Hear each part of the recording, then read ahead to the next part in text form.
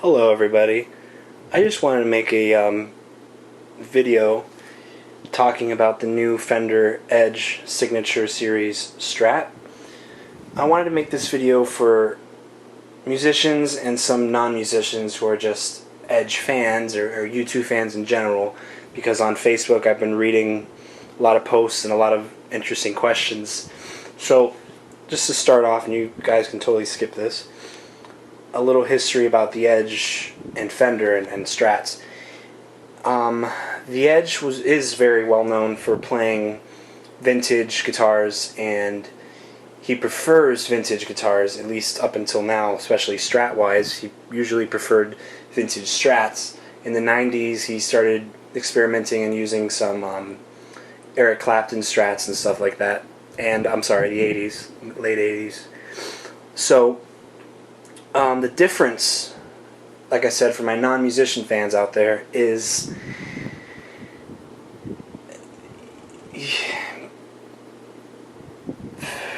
how do I explain this?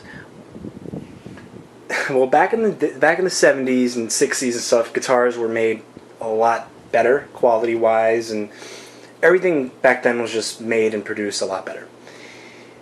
Edge preferred these 70s Strats that have thick necks, fatter necks, and he always used those vintage Strats up until now, up until the Innocence and Experience tour, where he started using different Strat styles, I guess, to try to come up with the perfect combination.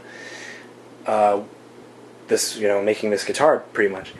So the major difference that I see, being an Edge fan and knowing he's been using these thick neck Strats his whole career, is he decided to go with a modern C-shaped neck, which is a lot thinner than what you would have on a vintage 70s Strat. Some of them, because some have fatter necks and some don't, and which is a little surprising, to be honest. So that's definitely a big difference from what I thought we would have when they released this guitar.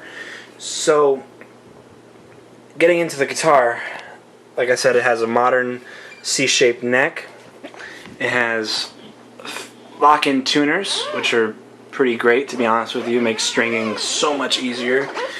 We have a mint, you can't really see in the camera, but it's a mint pickguard. It's not white, which is a cool little thing. I guess Edge wanted to be different. He also used a Strat with a white pickguard for a lot of years. So I guess he wanted it to be a little bit different. So it's a mint pickguard, which I think looks kind of classy to me. A pop-in Tremolo Bar, which is really cool because you can pretty much put it wherever you want, whenever you want to. If you want it out of your way, or if you want it here, whatever, you can do that.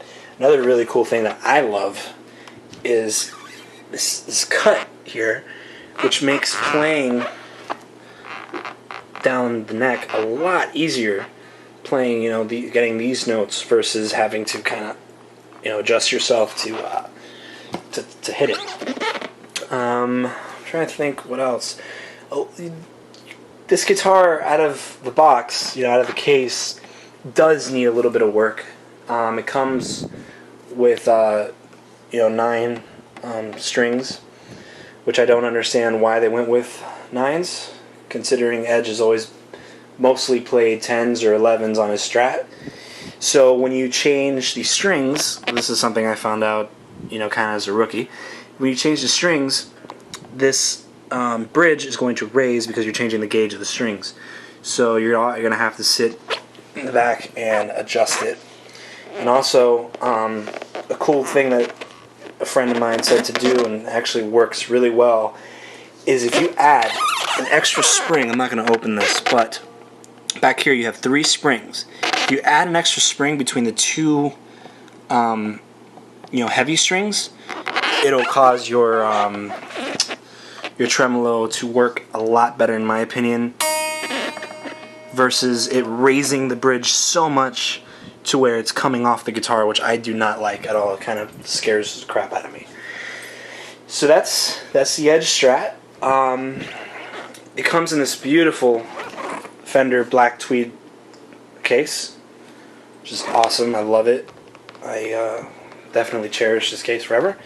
Inside you get a Fender strap, some Fender stuff, a cable, and here you got this. It also comes with some strap blocks, which I think is pretty cool, which this guitar already has on this. It's already a strap lock, so you don't have to buy strap locks and add them differently unless you prefer a different kind of strap lock. So another major thing I forgot to mention is they decided to go with two custom shop Fat 50s, and also a DiMarzio. I forgot the model, the DiMarzio they decided to go with in the bridge.